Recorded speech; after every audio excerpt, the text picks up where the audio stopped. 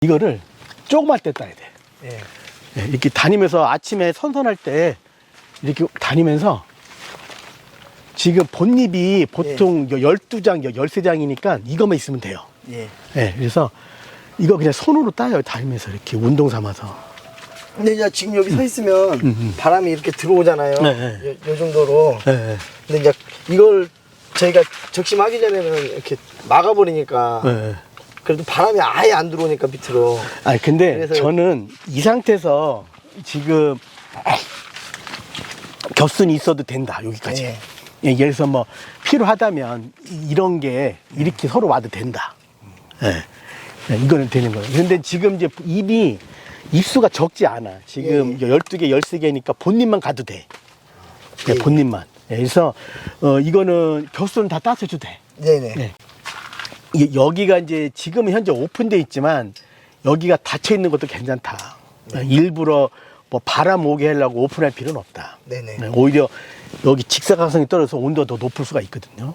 예, 그리고 여기가 입이 있는 게 직사광선도 맞고 여기서 이제 증산작용을 통해서 입이 나오면서 기화되면서 여기 열을 뺏어가거든요. 예. 우리가 앞마당에 물 견지면 현아도 비슷한 거거든요. 계속 기화돼서 가니까.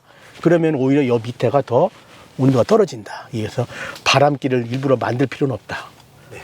예, 그렇게 보시면 돼요. 그러면 여기 입수가 13장. 예, 예. 지금 이제 제가 헤아린 거 그래요. 여기 보면은 여기 지금 요 맨 밑에 조그만 잎 떠시는 거예요. 이거부터 하나예요. 그럼 하나, 둘, 셋, 넷, 다섯, 여섯, 일곱, 여덟, 아홉, 열 하나네 얘는. 예, 이거 11인데 지금 11, 12, 13개 내가 하나 신 거 첫 번째 신 거 13개거든요. 그래서 12개에서 플러스면서 하나니까 그러면 그 정도 있으면 본년만 있어도 되겠다. 네네. 예, 오히려 지금 겹순이 나오면 그 겹순이 나와서 그 생장점이 거기서 나타나면 양분이 글로 가버리니까 겹순 끝내니까 아예 겹순도 예를 들어서 우리가 딸 때도 이렇게 큰 거를 따는 거는 많이 우리가 이제 이걸 겹순을 땄잖아요. 네. 그러면 이제 이 겹순이 여기까지 크는 동안 포도로 갈 양분을 먹은 거예요. 예. 예, 그래서 겹순도 이건 시기적으로 너무 늦은 거고, 예를 들어서 딴다 그러면,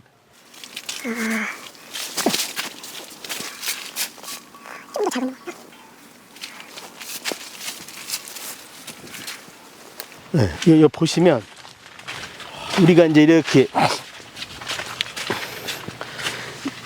이렇게 볼 수가 있잖아요. 근데 이제 이쪽에 오른손에 들고 있는 겹순도 사실은 지금 이제 2장 정도 나온 거거든요.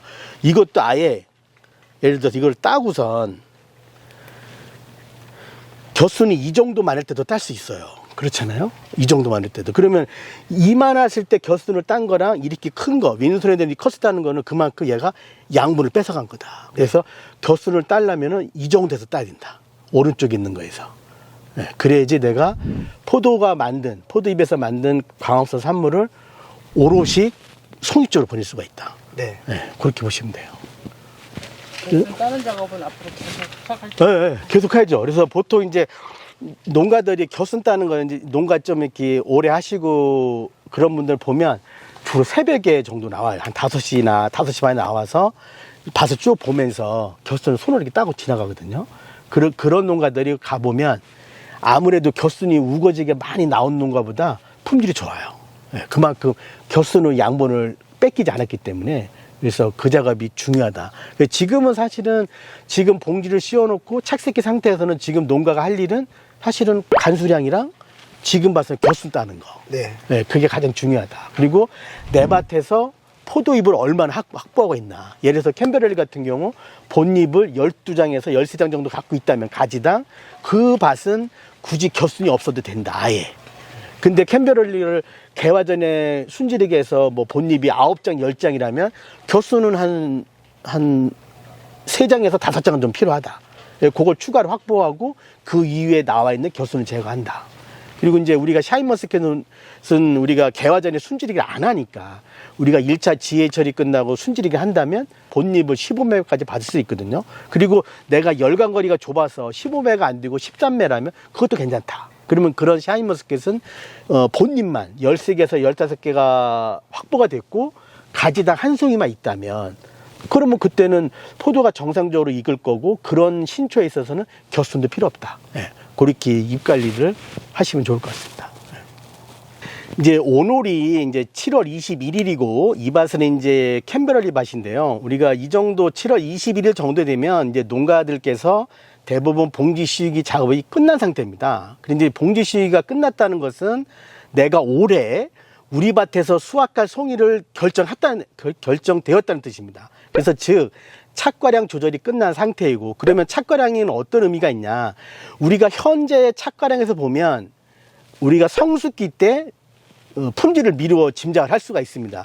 물론 캠베럴리도 가능하겠지만 오히려 샤인머스켓 같은 경우는 더군다나 착과량 가지고 품질을 미리 진단할 수가 있겠습니다. 우리가 한번 내가 작년과 동일한 착과량을 만일 포도나무에 달았다면 올해 품질도 작년과 크게 다르지 않을 것이다. 그 이유는 우리가 포도 품질을 결정하는 요인이 여러 가지가 있습니다. 뭐 착과량도 있고 관수량도 있고 신초당 잎수도 있고 기타 내가 어떻게 비료를 주었는가 여러 가지가 있겠습니다만 그 중에서 가장 핵심적인 게 착과량입니다. 그래서 착과량을 보면 내가 작년과 동일하다면 이러한 이유 때문에 올해도 품질이 작년과 크게 다르지 않을 것이다. 그리고 또 우리가 또 잘 알고 있는 안슈타인도 그런 말을 했습니다. 어떤 말이냐면 우리가 하고 있는 일 중에서 매번 같은 일을 하면서 다른 결과를 바라는 것은 좀 어리석은 일이다. 그 얘기는 뭐냐면 마치 이런 겁니다. 우리가 착과량을 매년 똑같이, 그러니까 샤인머스켓이나 캠베럴이나 특히 샤인머스켓을 매년 똑같이 착과량을 많이 달면서 동일하게 달면서 올해는 품질이 좋아지겠지 이렇게 막연하게 생각하는 것은 어찌 보면 안슈타인이 표현한 좀 어리석을 수 있는 일이다.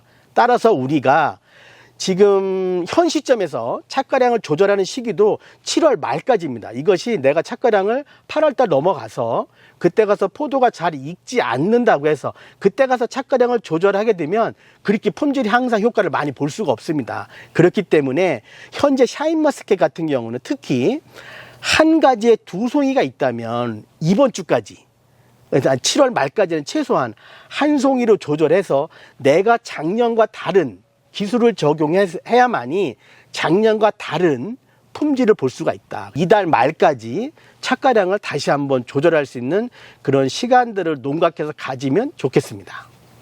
그러면 샤인도 작년에 이 정도로 달았던 거예요? 맞죠? 작년에는 이것보다 좀 덜 달았죠. 아, 송이를 많이 없었나요? 아직 어린 상태라 그랬나요? 예, 작년에는 좀 어리고 이게 잘 안 돼가지고. 그래서 여기도 보면 이제 입이 아래로 처진 것들이 좀 있어요. 그래서 예. 물을 그냥 똑같이 주세요. 네네, 여기랑 똑같이 알겠습니다. 주시고 뭐 좀 욕심이 나자면 이제 한 송이 정도 되면 좋겠는데 아마 농가가 쉽지 않을 거예요. 더군다나 네네. 이제 봉지까지 씌워놨는데 그래서 아마 근데 관수량만 보충해도 네. 우리가 알고 있는 그 샤인머스켓의 뭐 제가 18브릭스는 뭐 쉽지 않을 것 같아요. 착과량이 많으면 그래도 뭐 한 17 초반까지는 되지 않을까. 예, 그래서 관수량은 꼭 지키시면 농가가 이 주변의 다른 농가보다는 품질은 분명히 올라갈 수 있다. 네. 그렇게 봅니다. 그래서 잎이 항상 처지지 않도록 이렇게 포도잎이 나를 볼 수 있도록 네. 그렇게 관리하시면 좋을 것 같아요. 알겠습니다. 예.